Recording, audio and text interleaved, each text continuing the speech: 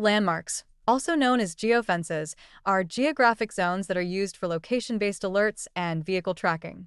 Landmarks can be used to trigger alerts when a vehicle enters or exits a defined area.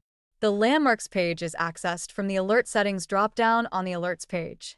This is where you create and manage landmarks. The Landmarks grid can be searched and filtered. The landmarks displayed in the grid can be exported as a CSV file. Adjust the details that appear in the grid using the columns icon. Click the Add button to create a new landmark.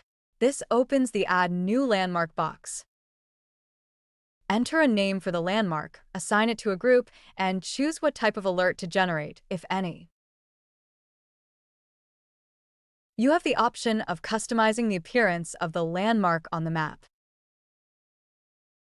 Select whether you want the alert to always be active or only during custom times. Then select the time zone for the alert. Next, define the landmark boundary on the map.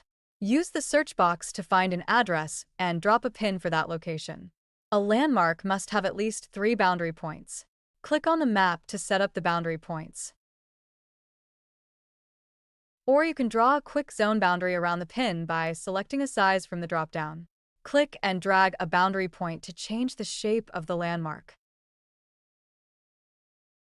Click on the map to add more boundary points to the landmark. Click Save to create the landmark and the alert.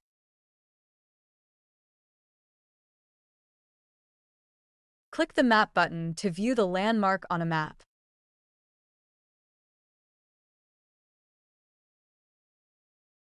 To edit a landmark, click the Edit icon to open the Edit Landmark box. Make the changes and hit Save.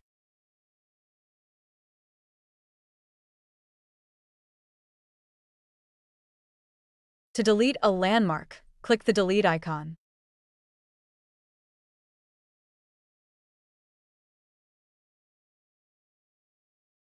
Use the Import feature to bulk add landmarks from a CSV file. The easiest way to use this feature is to first use the Export feature to download an existing landmark list. Use the downloaded CSV as a formatting template for the import file.